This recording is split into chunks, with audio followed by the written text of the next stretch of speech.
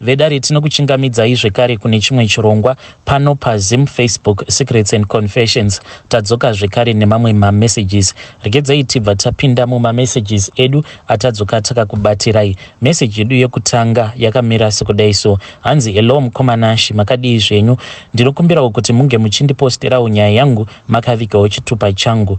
Ini ndiri mudzimai ane makore 35 years ekuberekwa. Nzvimbo yandiri handingatauri hangu. Confession yangu womukoma yakamira sekudai so. Ndichiri musikana pandainge ndichiri kuenda kuchikoro, ndainge ndichigarawo nagogo vangu avo vainge vakwegurawo zvavo zvekuti vainge vatova kuma 80 I think so pamakore. Vabereki vangu vakasarudza kuti ndinge ndichinogara nagogo kumba kwavo nekuti ivo gogo vainge vasingadi kuti vabve pamba pavo. Ndakagara nagogo ava kusvika pavakazorwara zvainge zvisinganzwisisiki. Gogo vangu vakatanga kungoti gumbo ravo neruoko zvainge zvichirwadza too bad, zvekuti gogo vaitorara panhovo yerufu chaiyo nekuda kwekurwara kwavainge vachiita. Gumbo ravo raingovarwadza asi pasina panoonekwa kana kachironda. Ivo vaiti mukatikati megumbo ndo mavainzwa sekunge mune zironda. Takazoti tati garei gogo vachingorwara kudaro. Apo ndipo pavakabva vabuda kachipundu pagumbo riya pachakapudurwa, ndiko kwakava kutanga kweronda. Vakabva vatanga kubuda urwa kasingaperi zvekuti zuva rega rega rakasikwa naMwari paisukwa katu nemvura inopisa ine salt. Apa usiku vainge vasingarari vachidaidzira nepain. Apa pavanenge vachidaidzira vanenge vachidavidzira zita rangu, vaisada umwe munhu, vaida kuti inini ndinge ndichiva pedo navo. Zvinova zvinhu zvekuti zvainge zvichindiboa because ndaiona vamwe vazukuru vavete. Apa inini ndaisvinura usiku hwose. Apa mangwana ndichitanga kufunga kuti ndinofanira kuti ndinge ndichienda kuchikoro. Apa vaisamboda umwe munhu pedo navo, kusvika apo pandakazoudza amai kuti gogo vari kunditadzisa kurara nekuti vanongorara vachindishevedza usiku hwese. Amai ndipo pavakazofunga kuti vange vachitora gogo vange vachigara navo, kunyange ivo gogo vainge vasingadi, but at that time urwere uhwu hwainge hwatokomba. Amai vakabva vati hamuna kana choice mai. Gogo pavakangotorwa chete zvakabva zvatonyanyisa, vainge vongogara vachindishevedza. Ndinorangarira pane rimwe zuva ravakandishevedza ari masikati ndokundiratidza bhande rainge riri dema kuita kunge nyoka zvenyu mukoma. Ndakavhunduka. Vakabva vandiudza kuti muzukuru wangu, ndinokumbirawo kuti unge uchitora bhande iri nekuti ndakaritengeserwa neumwe murungu ende ndakaritenga kudhura bhande iri. Ndinokumbira kuti uritore unge uchindichengeterawo. Ende ndakati ndagamuchira bhande riya, ndakanzwa kuti bhande iri rainge riri too smooth, rakaita kakunyorovera zvekuti raita kunge nyoka. But vakanditi ndinokumbirawo kuti unge uchindichengeterawo nekuti sezvaunoona muzukuru, ndakura ndinokwanisa kuzokanganwa apo pandinenge ndariisa. Ndakabva ndamboramba mukoma, ndakaramba ndakangotarisa bhande riya kekutanga, but ndakabva ndazorigamuchira because ndainge ndichinzwa kutya kuti gogo vanokwanisa kuzotanga kuchema sezvavaigara vachingoita pose pavanenge vachindikumbira kuti ndivaitire zvimwe zvinhu zvainge zviri fani. Ndaiti kana ndikaita sekunge ndinotya because my request avo they were always very funny and scary. Like dzimwe nguva vainditi buda panze unondinokorerawo ivhu kuti ndikwanise kubatwa nehope. Apa maybe hunenge hutori pakati, panenge patori pakati pawo usiku. Saka ndaizoti kana ndikaramba vaibva vatanga kuchema vachiti saka uruda kuti ndife here nai mwana wemwana wangu. Saka apa ndakabva ndatoona kuti ndisachemerwa nagogo, regedzai ndingogamuchira bhande riya. Mukoma ndakati ndagamuchira bhande riya ndokubva ndangokaruka bhande riya ndava kusariona. Zvinhu izvi zvakandivhundutsa because ndakabva ndabuda mumba muya ndichimhanya ndichita sekunge ndinovatiza gogo. Ndokubva ndaenda ndikanoudza amai vangu.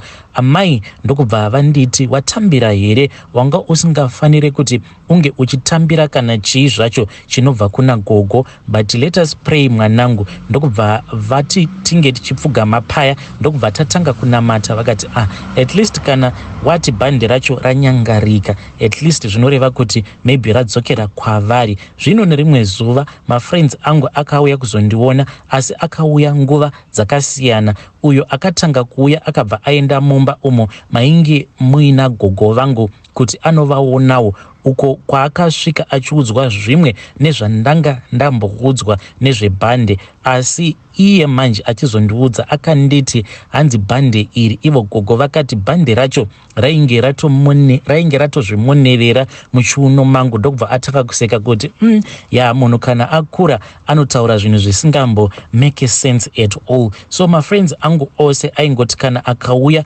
aibva angondiudza kuti iwe gogo vako vanogara vachingotaura vachiti iwewe une bhandi, hauna bhandi here muchiuno iwe rawakapiwa nagogo vako. So gogo vakazongoramba vongoora gumbo riya rainge rava kubuda honye dzainge dziri serious apa ruoko zvarwainge rwakaita kuzvimba. Dambudziko rainge riripo nderekuti gogo vangu ava vairamba kuenda kuchipatara vachingoti ndichapora kani ndinopora, musatambudza nyama dzangu. Izvo zvakazosakisa kuti gumbo ravo neruoko zvakabva zvatanga kusviba kuita black kusvika kuzvigunwe. Apa paiti panenge pasviba paibva pasara pachisvava zvekuti ropa raiva risakwanise kufamba. Asi gogo vangu vakangokwanisa kutaura kuti vari kunwiwa ropa, asi vaisataura kuti vainge vachimwiwa ropa nanani. Waiti ukavabvunza vaibva vatanga kupopota vobva vati kasi uri kuda kundiuraya here, kasi uri kuda kuti ndinge ndichichema here. Gogo vangu vakazosvika pakufa, asi musi wavakafa chakandishamisa ndechekuti vainge vachindishevedza. Pandakamhanya ndichienda mumba mavainge vari, ndakasvika vachitodaidzira zita rangu ndokubva vatonyarara vakadaro. Apa ziso ravo vainge vakaita kurivhura mukoma. Ndakarohwa nehana kuti wai vazongofa vachidevedza zita rangu mukoma. Dambudziko randava kusangana naro nau nderekuti ndinoti kana ndakarara ndinorota gogo vangu vachindiudza kuti ko muzukuru, iwewe unoreva kuti haudi here kushandisa bhande iri randakakupa?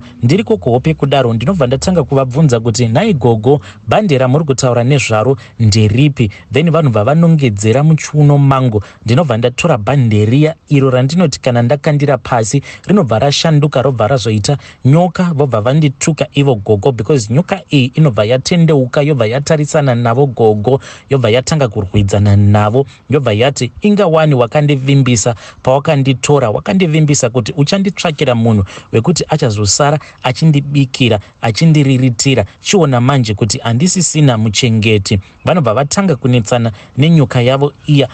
Ende kana ndava kunopepuka kudai ndo pavanobva vazongoisa chituko muhupenyu hwangu, vobva vati iwewe nekuti uri kuramba kusara nebhande rangu iwewe uchafa uchitambudzika. Ende mukoma vanoti kana vadaro vanobva vanyangadika. Kutaura kuno handina kana rugare muhupenyu hwangu, asi chandinoziva ndechekuti Mwari vachandirwira hondo dzangu. Ini ndinoti kana ndikanamata mukoma mumba mangu munobva maita imwe hondo yekuti unosvika pakundinzwira tsitsi kuti ko munhu iye yuyu ko ari kumboshingirireiko pamunhu anomuudza point blank kuti I do not love you at all.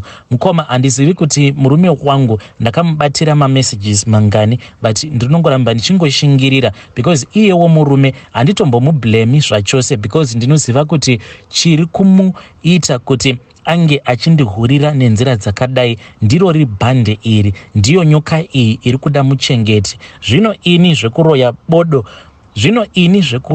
bodo kwete, kunyange zvikanzi ndarohwa nemurume. Zviri nani kuti ndinge ndichirohwa nemurume, zviri nani kuhurirwa nemurume than kuti ndinge ndichigamuchira nyoka iyi yandinoziva kuti inyoka yehuroyi, nyoka yandinoziva kuti inyoka yainge ichishandiswa nagogo vangu. Kana mukandiona ndichitukwa nemurume munondinzwira tsitsikane, but ndatojaira zvangu. Ivo gogo vanogara vachingoisa zvituko pamusoro pehupenyu hwangu. Dzimwe nguva so vanoti kana vakandituka towards madays emonth end paya patinenge tava kuti tava kuda kunotambira kudai, ndinobva ndatoziva kutoti mari iyoyo yandichapiwa mwedzi iwoyo haina kana chaichandishandira. Vanongondiseka kudai vakabata envelope iyo inenge ine zita rangu vobva vandiseka. Kana vakagara vandiseka vakabata envelope inenge ichiratidza kuti ndo inenge ine mari yangu yandinenge ndichazopiwa pamwedzi iwoyo, ndinobva ndatoziva kutoti mari iyoyo yandichapiwa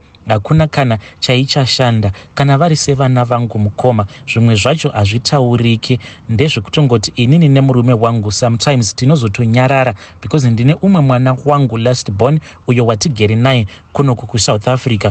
Mwana uyu iye anombopota achirohwa nezvishiri. Musi wandakazvara mwana wangu uyu anopota achirohwa nezvishiri mukoma, pakaitika something that was very funny. Ndakati ndirimo mumaternity ward ndichingonopedza kugomera kudai, saka paya pandakanzi gamuchirai mwana wenyu munge muchimupa mukaka wake wekutanga. Ndakati ndamuka kudai mukoma ndichigamuchidzwa mwana, ndakabva ndationa zvangu hore kure. Manesi ainge arimo vakabva vatoseka vakatoti kasi muno mune muroyi kani arimo auya nezvinhu zvake, ndokubva vatanga kuseka paya. Saka vamwe pavakanzwa zvichinzi muroyi, mamwe manesi vakabva vamhanya vachiuya muya matainge tiri, but shiri iya yakabva yangonyangarika. Iniwo ndakangoita sekunge painge pasina zvandainge ndichimboziva, but ndakatosensa kuti shiri iyi yainge irimo mumaternity ward umo mandainge ndiri. Shiri iyi yainge iri gogo vangu. Ndakangosensa sokuti uyu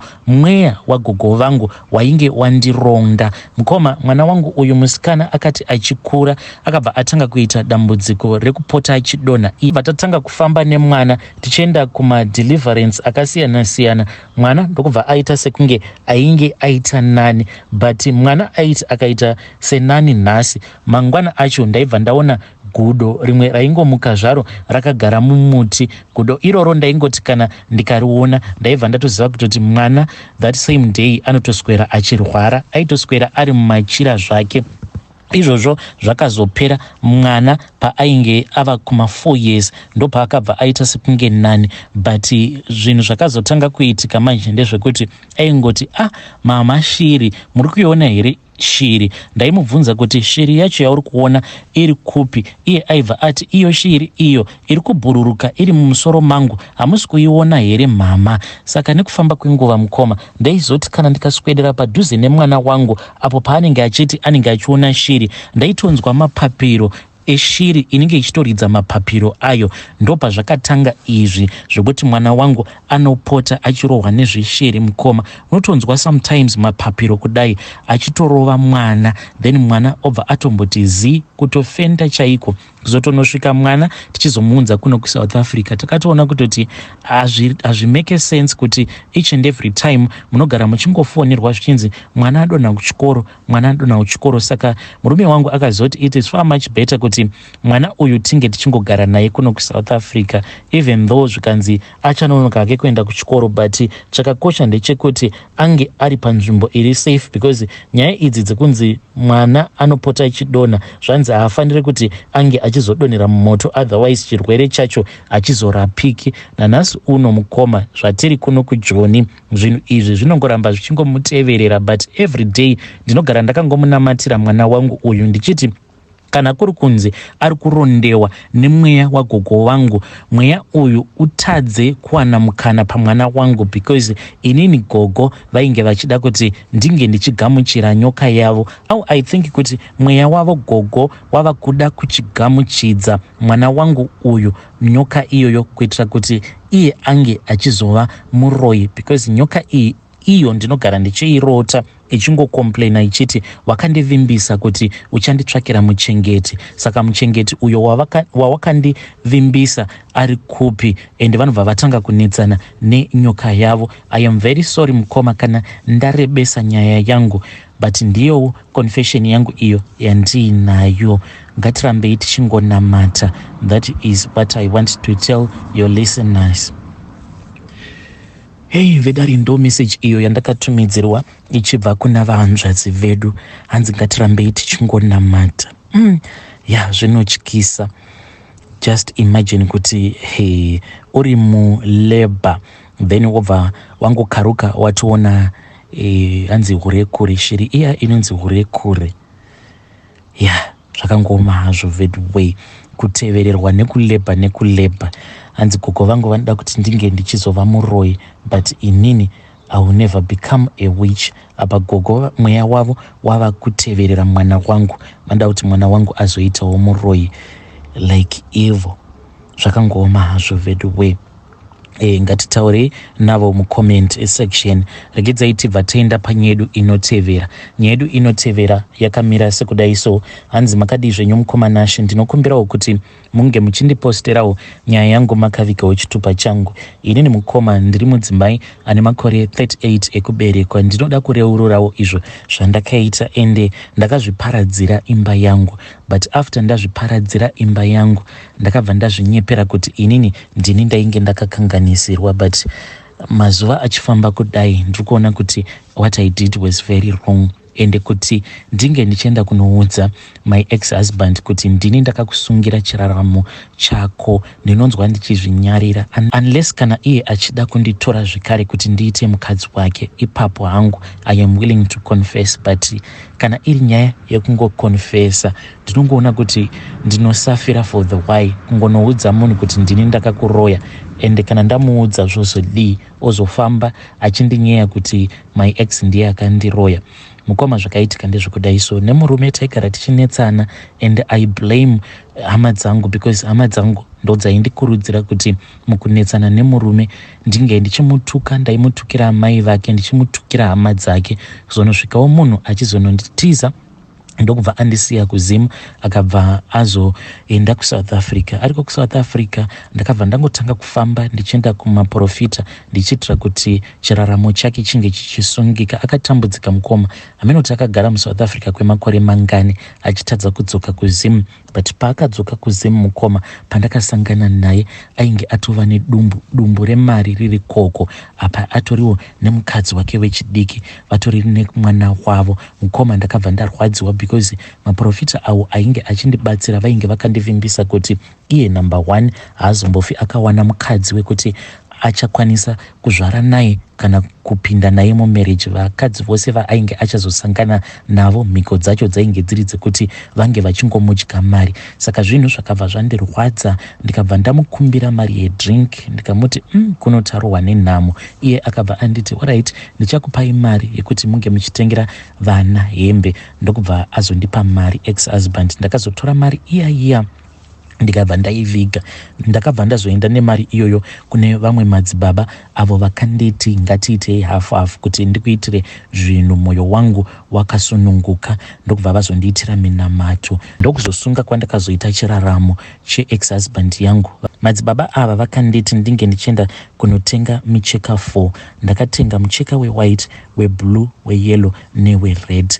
Micheka iyi iri 4 kudaro, ndakanyora zita rake zvekare nezvose zvandinoda kuti zvinge zvichiitika muupenyu hwake, ndokubva ndasunga micheka iyoyo nanhasi uno irimo mubedroom mangu. Saka kuti ndiisunungure hazviite, ndinofanira kutanga ndamuudza kuti izvi ndo zvandakaita. Kana ndapedza kudaro ndobva ndaisunungura. Kusunungura kwandinenge ndichiita, then upenyu hwake hunobva hwazosununguka, chiraramo chake chinenge chisisina kusungika. Ndiyo confession yangu mukoma, inotondinyadziza kana kutaura nezvayo. Vedare ndo message iyo yandakatumidzirwa ichibva kuna vanzvadzi vedu. Zvakangoma hazvo veduwe, kusungira ex-husband yako chiraramo. Kana wakambozviita, please come and tell me your own side of the story. Kana wakazviitirwawo, you can also come and share with me your own confession.